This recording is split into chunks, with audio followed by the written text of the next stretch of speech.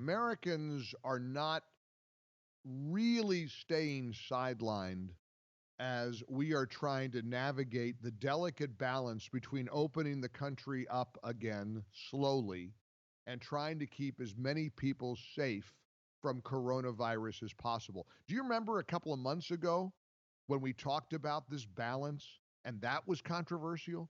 I even got a reporter from a progressive publication calling me saying, "Well, what do you mean by the balance here? Do you mean that you don't care if people die if we open things?" And I said, "Well, that's not what I meant at all." And I was a little shocked that my words would have been interpreted that way. Well, now this balance is being talked about very freely and very openly, even in the mainstream media. Mainstream media is talking about how do you open a state? How do you open a community? How do you let people go back to their lives? And try to keep as many people safe and protected from this dastardly virus as possible. We've had 67,000 deaths in America, 1.15 million confirmed cases, almost a quarter of a million deaths around the world.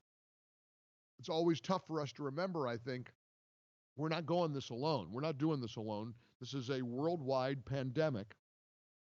And yet in America, we're different. There's a different spirit. I love coming to work because, and incidentally, I may go to work this week. We may take down the soundproofing and the cheap soundproof bunting I've got hanging from the lights here over in my kitchen and go back to the radio station because they are slowly opening up at our radio stations all over the country as well. I got a note today from Barb Yoder, who's one of my favorite people in the world. She's the general manager of our station AM 860, The Answer in Tampa, kind of my flagship station. They got a studio there for me. And it may be time to go back to work, time to leave the kitchen. I think it's important. We probably could have stayed in the studio maybe, but I also thought it was important for the symbolism, the optics of working from home, as so many people are having to do so.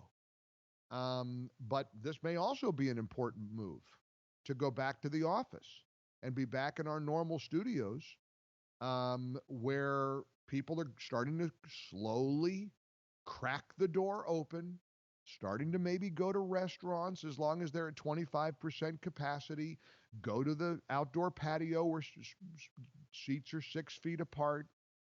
I got a standing invitation to go to a beautiful, beautiful little restaurant called Sweet Sage, right on Gulf Boulevard. John's a friend of mine, and he said, "Mike, you got to see the garden. They got the patio and the gardens in the back and the fountains, and John is going to be opening slowly, following all the social distancing guidelines."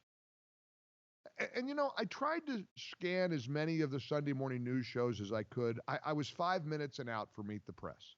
Meet the Press was essentially, here was Chuck Todd yesterday, and I'm paraphrasing, of course, but this was the gist of it. It's just terrible how partisan this whole thing has become. It's just a real tragedy that all this is left, right, and there's arguing and there's politicization of everything. And then, of course, he launched right into a tirade about how awful Donald Trump is and how the president has blown it and how awful the administration's response has been. I'm watching this, I'm thinking the lack of self-awareness on the part of these guys and gals in the mainstream media just always cracks me up. Not even aware that he's doing the very same thing he just complained about. Not 2 minutes in. "Oh, Trump promised this and Trump said that." It's all Trump's fault. Meanwhile, everywhere I go in Florida, I see nothing but Trump Pence signs everywhere I go. Go on the water. I've got this splendid membership at the Freedom Boat Club, and they finally opened up again a week or so ago. One of the smartest things I ever did since moving to Tampa was getting this membership. It's a boat club, and you've got an app, and you pay one fee to get in, and then you pay a monthly rate, and you get your choice of any boat you want, and you order the boat, and you get on the boat, and you go around the intercoastal waterway, or maybe out in the Gulf like I did over the weekend. And everywhere I go are boats with Trump Pence flags on them. And apparently near Mar-a-Lago, they had a big boat brigade the other day over the weekend. They had hundreds and hundreds of boats all sort of sailing through and showing their sign of support for the president of the United States. I did see one little interesting dramatic moment on the intercoastal yesterday, or Saturday, I guess it was. There was one boat with a big Biden flag. It's the first one I've ever seen. It was in red letters, and there it just said Biden. And the people that had the Biden boat, they weren't in the boat. They were standing in the water. You know, they pulled up to one of those shallow areas where you can kind of get out. You anchor the boat, I guess, and you get out. And I'm not advanced enough yet to be able to do that. And they're standing in the water, and they're watching boats go by. Well, of course, all the boats that go by have Trump flags on them. And I'm just kind of tooling along. I'm in slow speed. And this really classy group of people with the Biden flag see a family go by, nice looking family, mother, father, couple of little kids. They had a dog on the boat.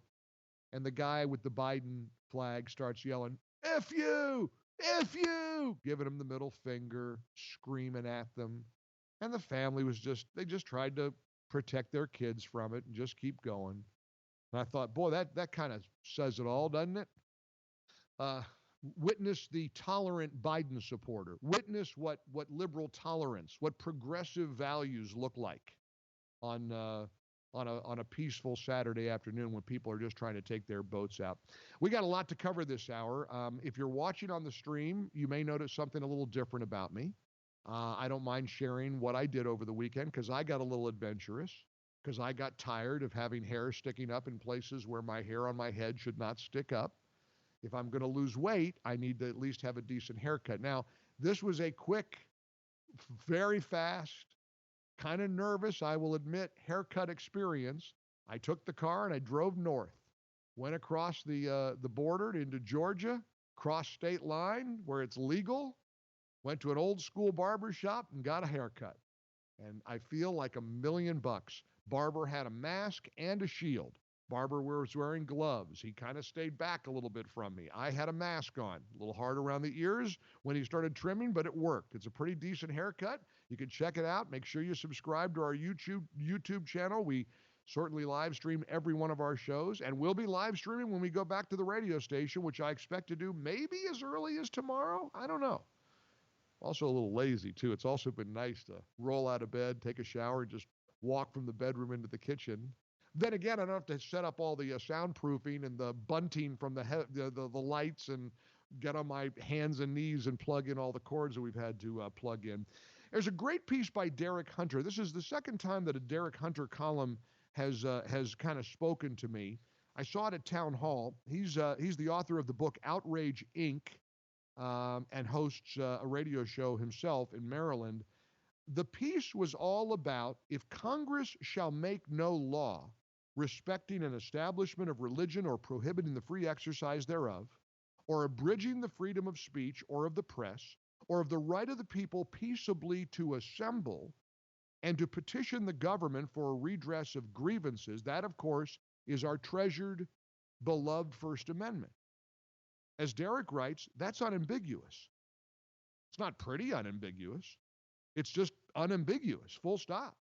Yet governors across America are ignoring or suspending almost every single one of these rights enumerated at the top of the Bill of Rights, with little or no pushback from the news media, which of course just happens to be the only part of the first two amendments not under assault. It's not actually under assault.